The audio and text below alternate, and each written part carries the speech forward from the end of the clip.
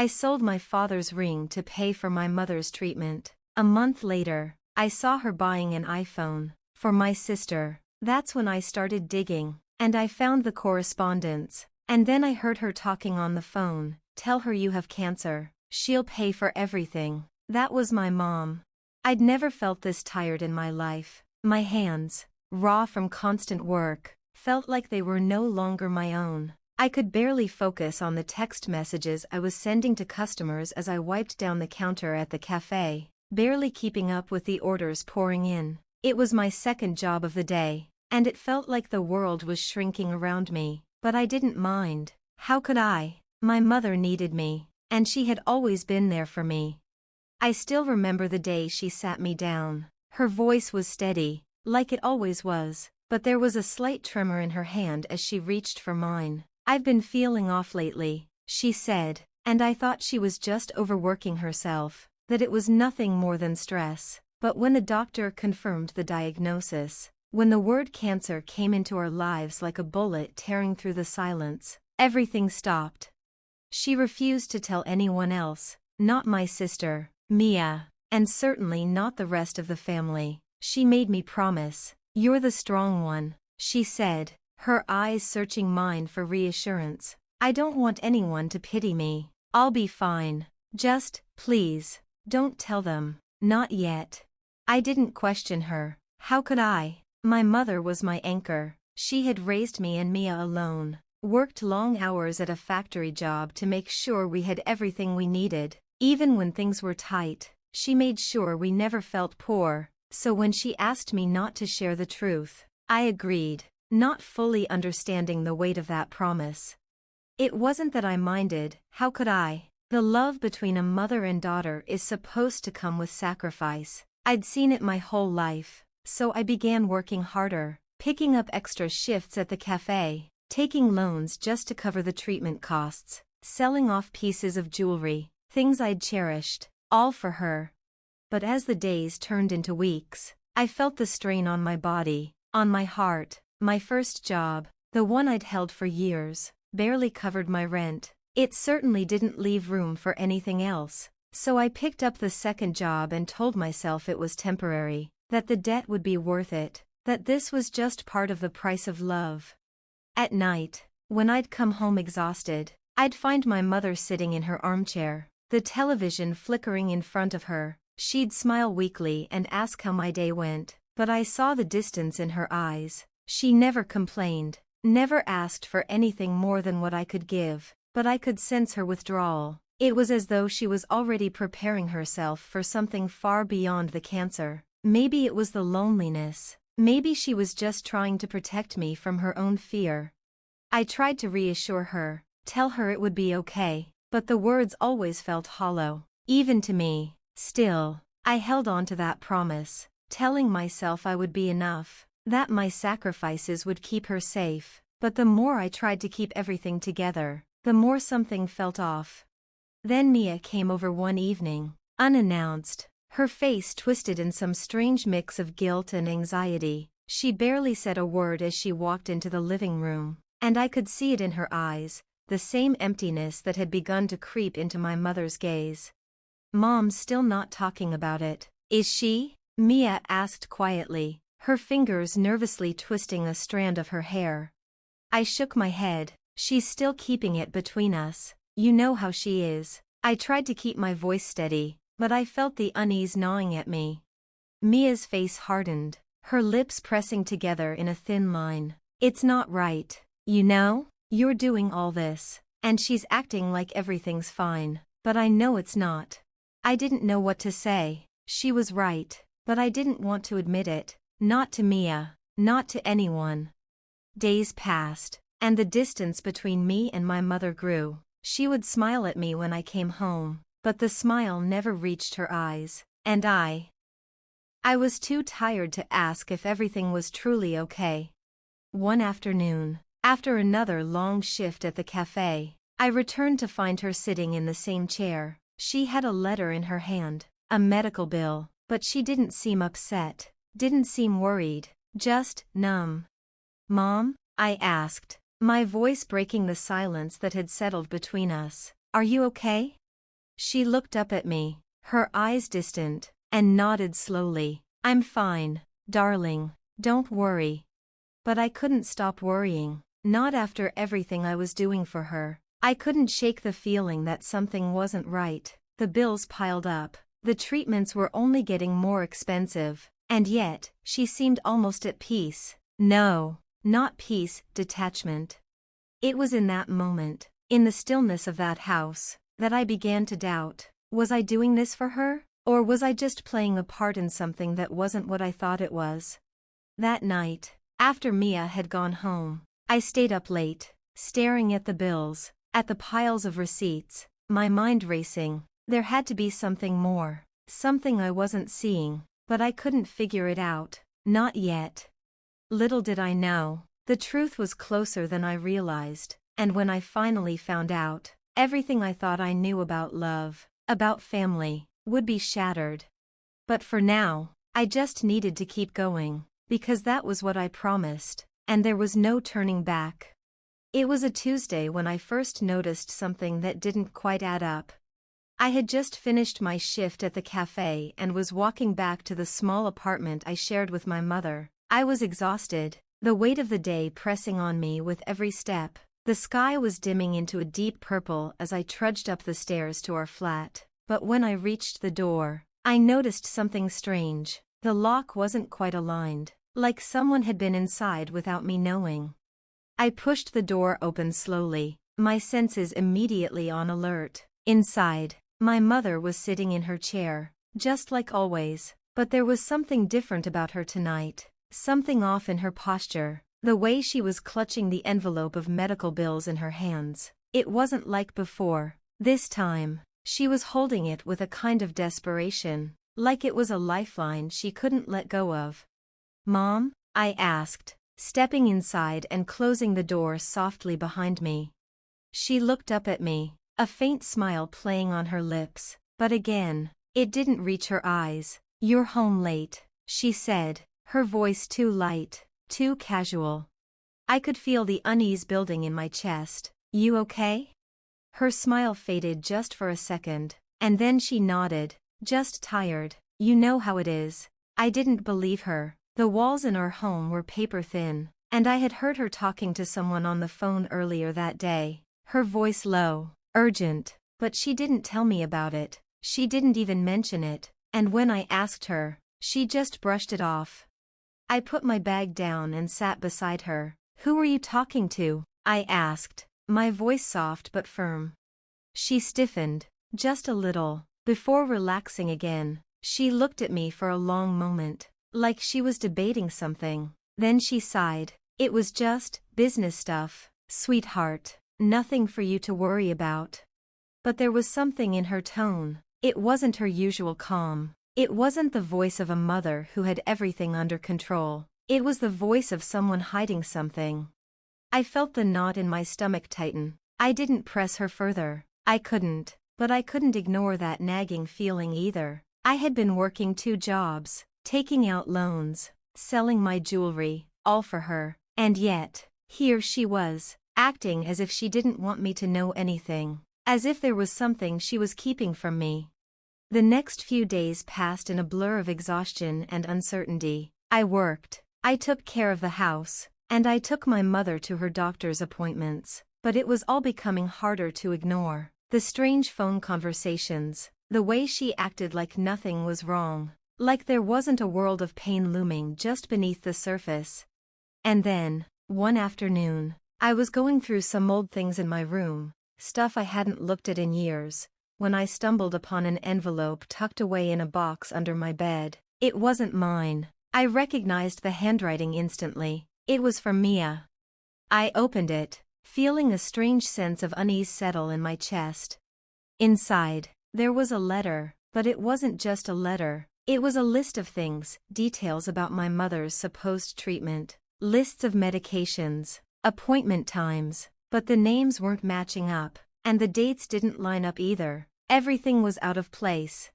I felt the blood drain from my face as I read the words. There was no mention of cancer, no mention of my mother's illness at all. I closed the letter quickly, my heart pounding in my chest. This wasn't right. This couldn't be right. I didn't want to believe it, but I couldn't deny what I had just seen. That night, after Mia left, I decided to confront my mother. My hands trembled as I gathered the courage to ask her what was going on. I needed answers. I found her sitting in the same chair, just like always, but tonight, there was something different, something in the air between us. "Mom," I said, my voice shaking, "I need to know what's going on. Who was on the phone the other day, and why are these names on the papers I found?" Her face went pale, her hand tightening around the envelope she was holding. She didn't answer immediately, and when she did, her voice was low, almost too calm. "I don't want you to worry, darling, everything's fine." But I wasn't fooled. The calmness in her voice didn't match the frantic energy in her eyes. She was hiding something, and I needed to know what. "I deserve to know the truth, Mom. I've been working myself to the bone for you," I said, trying to keep the tremor from my voice. "I've been taking out loans, selling everything I have, all for you. So tell me what's really going on." She didn't answer. She just looked away, her fingers fiddling with the envelope. And in that moment, something broke inside of me. I wasn't angry, not yet, but I was hurt, deeply. The person I trusted most in the world had lied to me, and I didn't know why. I stood up, my legs feeling weak beneath me. "I'm going to find out what's going on," I said, my voice cold, "and when I do, I'll make sure everyone knows the truth." I left the room before she could say anything more. I didn't know where I was going, or what I was going to do, but I knew one thing: I was going to get to the bottom of this, whatever it took. And I would make sure she would never get away with it. In the following days, I started collecting every piece of information I could. I didn't trust my mother's silence anymore. I knew she was hiding something from me, from Mia, from everyone. And with each piece of evidence, with each phone call, each paper trail, the truth began to unravel. And when it did, when I had enough to expose her, to expose everything, I would make her pay for the years of lies. But for now, I watched, I waited, and I prepared. The days following my discovery felt like I was living in a fog. I moved through my routines, work, the endless hours at the cafe, the night shift at the restaurant, but everything felt distant. My mind was constantly elsewhere, on the puzzle pieces I was slowly collecting. Each piece made my chest tighten, my heart ache, but I couldn't stop. I had to know the truth. The hardest part wasn't the work, it was seeing my mother each day, pretending like nothing was wrong. Her smile, still so warm, but hollow, the way she would pat the seat next to her when I walked in, trying to make me sit beside her as though nothing had changed. But everything had changed. One afternoon, as I sat beside her, I noticed her hands trembling slightly. She was holding a small pill bottle in her hands, twisting it nervously. It wasn't the first time I'd seen her do this, but now, knowing what I knew, it felt like an open wound. "Mom," I said, keeping my voice steady, "you don't have to hide it from me anymore. I already know something's wrong." She didn't respond immediately, her eyes staring down at the bottle. Finally, after a long pause, she let out a deep sigh. "I never wanted you to be part of this, you know that?" I nodded slowly. "I know, but you've been pushing me away, acting like everything is fine when it's not. I can't keep pretending, not when I'm working myself into the ground for you." She swallowed hard, and for a moment, I thought she was going to break, but instead, she let out a small laugh, bitter and sharp. "You don't understand, darling. I had to do it this way, for all of us." "Do what? What are you talking about?"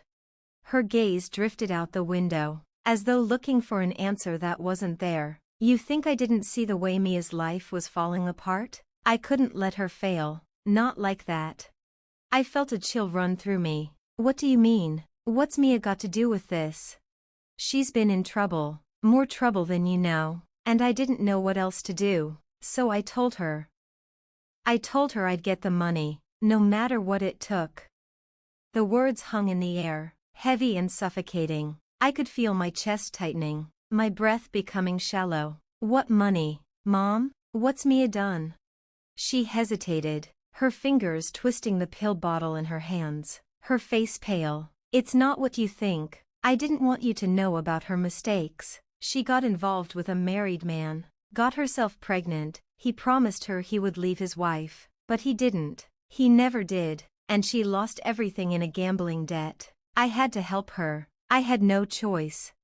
My mind was reeling. The words felt like they were echoing in my skull. Mia? Pregnant? I couldn't wrap my head around it. Mia had always been the one who'd gotten away with everything, the one who could get by on charm, on appearances. How could she have let herself fall into something so reckless?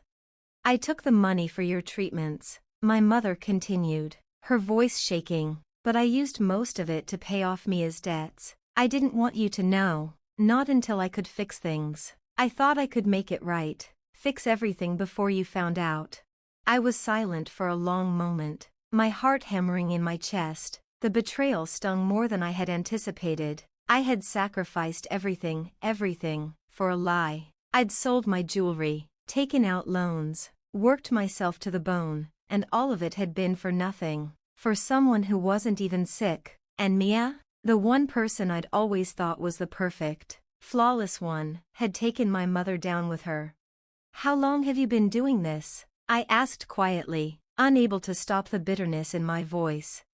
A few months, she said, her voice breaking. I was trying to keep it under control, trying to fix things before they got worse, but it's all gone wrong now. I couldn't fix her, and I've been lying to you, all this time.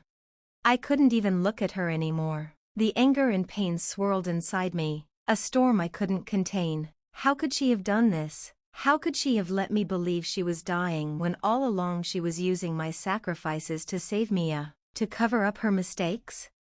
I stood up, walking away from her. I couldn't stand the sight of her, the woman who had raised me, who had made me believe in everything she said. I needed space, time to breathe, to think. But I knew one thing for sure, this wasn't over. I wasn't going to let her get away with this. The next day, I took the first step in what would be the hardest thing I'd ever done. I started tracking down the evidence. I went through Mia's things when she wasn't home, piecing together everything she'd tried to hide. I visited the pawnshops where I'd sold my jewelry, asking for records. I kept detailed notes on the money my mother had received, the treatments she'd never needed. It was slow, meticulous work, but I wasn't going to stop. I wasn't going to let her destroy me for a lie. And when I had everything, when I knew I had enough to expose her, I would make her pay. She had taken everything from me, my time, my money, my trust, and now, I would take back control. But not yet, not until I had everything in place. One thing was certain, I wasn't going to make a scene. I was going to expose her in the most devastating way possible. I was going to make sure she felt every ounce of betrayal I had felt. This was no longer about family. It was about something much more powerful, revenge. The next few weeks felt like an endless game of patience. Every day, I kept up the facade of being the daughter who was doing everything for her mother, the one who worked tirelessly to cover her medical expenses, all while carrying the weight of betrayal on my shoulders.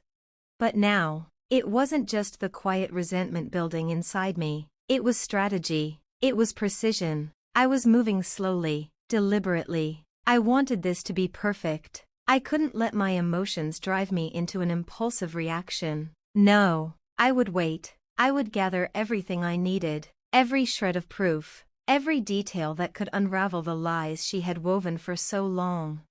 I continued to dig, meticulously collecting evidence, every phone call I overheard, every email I found, every pawnshop receipt I obtained. It all went into a small, hidden folder. I began to notice how easy it was to collect this information, how many people in our lives were ready to offer their help, without even asking for anything in return. A pawnshop worker who remembered the name my mother used when selling off her jewelry, a medical receptionist who had accidentally left a note on the counter, detailing how often my mother had been prescribed the same medication, despite her supposed diagnosis changing.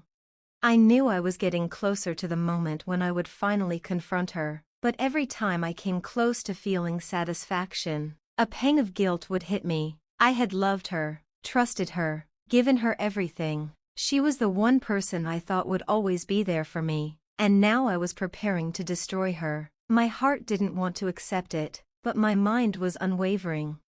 The worst part was seeing her every day and knowing the truth. Her smile, her gentle voice when she asked me about my day. She was still my mother, but she wasn't the person I had believed her to be. She wasn't the woman who had spent years telling me how much she loved me, how proud she was of me. All of that had been a carefully constructed lie, a lie that had grown over time, fed by my own sacrifices.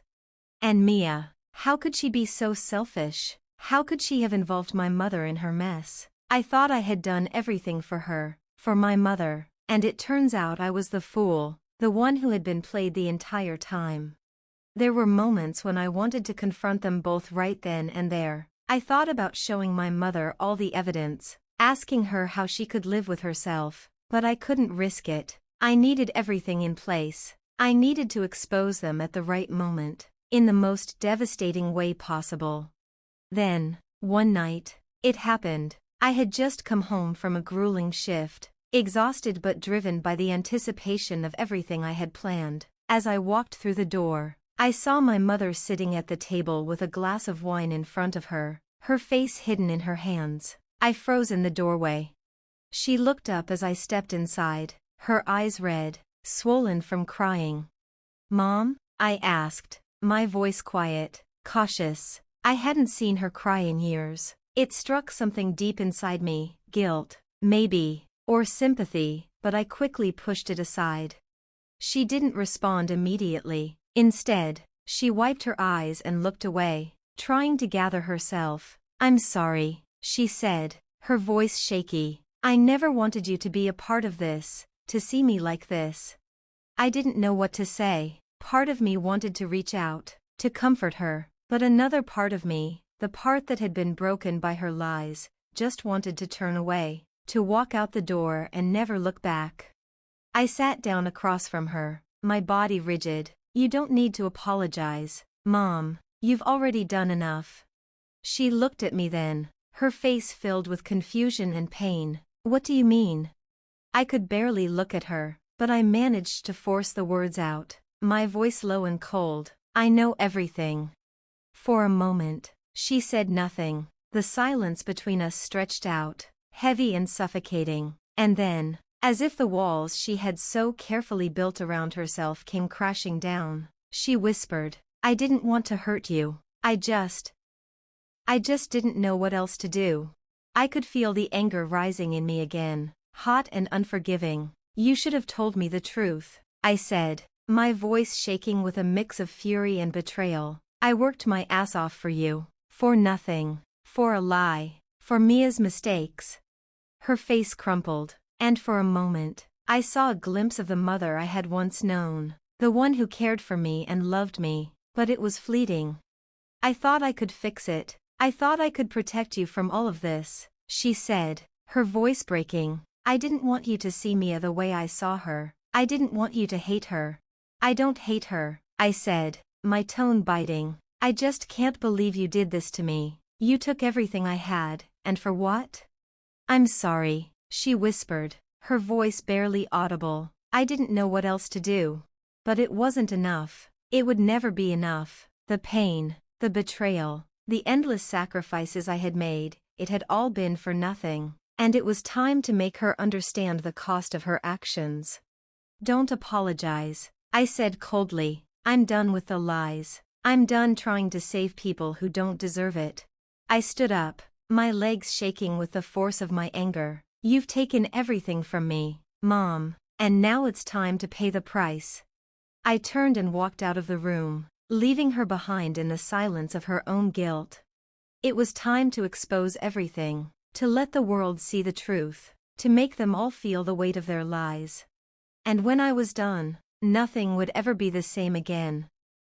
The night felt colder now, sharper. The wind outside howled, but I didn't hear it. All I could hear was the rush of my own blood pumping in my ears. The time had come. I had everything I needed. Tomorrow, the world would know the truth. And I would watch as it all came crashing down.